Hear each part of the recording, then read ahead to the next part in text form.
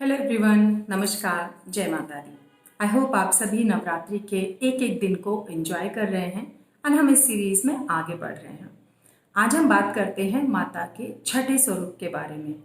माता का छठा स्वरूप जो है वो शक्ति का स्वरूप है, आदि शक्ति जिनको हम बोलते हैं। ये पार्वती माँ का वो स्वरूप है जिसमें उन्होंने शक्ति के रूप में आगे बढ़ा था एंड प्रोटेक्शन दिया था देवों को। वॉरियर के रूप में, मतलब योद्धा के रूप में उन्होंने अवतरण लिया था इस धरती पर। एक्चुअली एक बहुत ब्रीफली मैं आपको स्टोरी बताती हूँ कैसे इनका जन्म हुआ था एंड कैसे ये आज की लाइफ में माता के इस रूप को हम अपना सकते हैं या हम खुद से कैसे इसको कनेक्ट कर सकते हैं। जब भी बहुत साल पहले एक ऋषि थे, कात्यायन ऋषि। उनको बहुत इच्छा थी कि उन्हें एक दुर्गे माँ जैसी या शक्ति वाली माँ जो है उनके जैसी उन्हें एक पुत्री प्राप्त हो।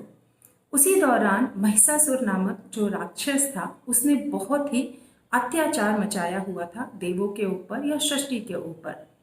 त्रिदेव जो थे उन्होंने इस चीज को देखकर उन्हें बहुत ही क्रोध आया और उनके क्रोध से जिस पुत्री ने जन्म लिया उनका नाम कात्यायनी पड़ा, क्योंकि उन्होंने कात्यायन जो ऋषि थे उनको इस पुत्री के रूप में वरदान दिया एंड कात्यायन की पुत्री होने की वजह से माता पार्वती का जो ये स्वरूप था उनको कात्यायनी माँ का नाम मिला। ये माता का वो स्वरूप है जिसमें उन्होंने शक्ति के रूप में आगे आई और उन्होंने महिषासुर को मतलब महिषासुर का उन्होंने वध किया एंड देवों की रक्षा करी। ये वो स्वरूप है जहाँ पे स्त्री को अबला नहीं माना जाता है। वो सभी के लिए, ना केवल वो खुद की रक्षा कर सकती है, जबकि उसकी शरण में जो लोग आए हैं उनकी भी वो रक्षा करती है।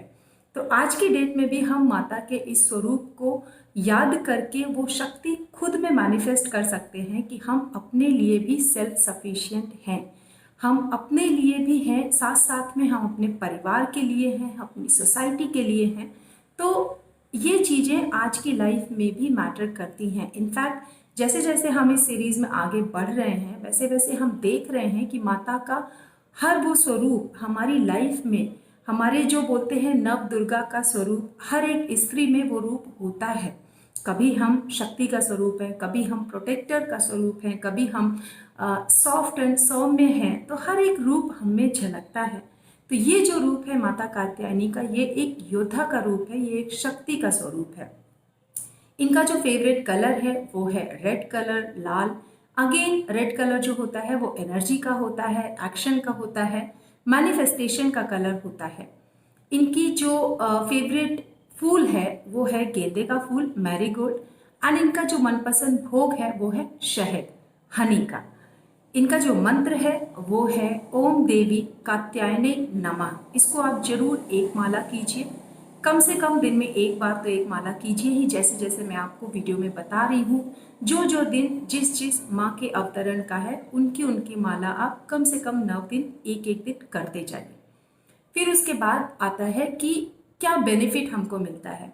जब हम कात्यायनी माँ की पूजा करते हैं या उनको हम ध्यान करते हैं तो हमारे घर में खुशियाँ आती हैं, बिकॉज हम एक प्रोटेक्टर हैं। हम जब अंदर से हमें अपनी शक्ति का एहसास होता है तो हमारे चेहरे पे एक तेज होता है। माँ के स्वरूप को अगर आप याद करें, माँ दुर्गा जो है, माँ कात्यायनी जो है, वो शेर पे सवार हैं। उनका एक तरफ तो रूप बहुत वो शक्ति वाला है जहाँ पे एक जो फियर्स एक नेचर होता है ना, एक बुराई को मारने के लिए तैयार, एक इविल एनर्जी को डिस्ट्रॉय करने के लिए तैयार, बट फिर भी उनके चेहरे पे एक एक तेज है, एक प्रोटेक्टर वाली फीलिंग है, एक जो बोलते हैं ना एक रिलैक्स्ड फीलिंग है उनके फेस पे। तो बहुत अच्छा कॉम्बिनेशन ये होता है।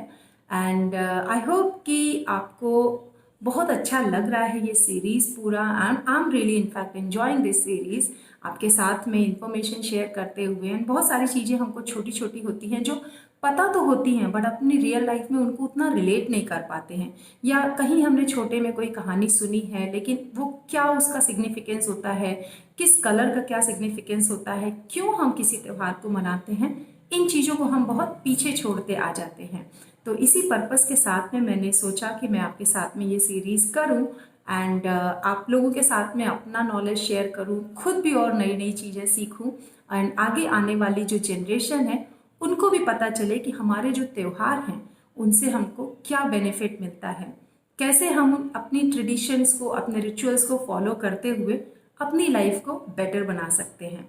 तो thank you everyone and wish you all the very best and enjoy the festivities and I'll see you very soon in the next video.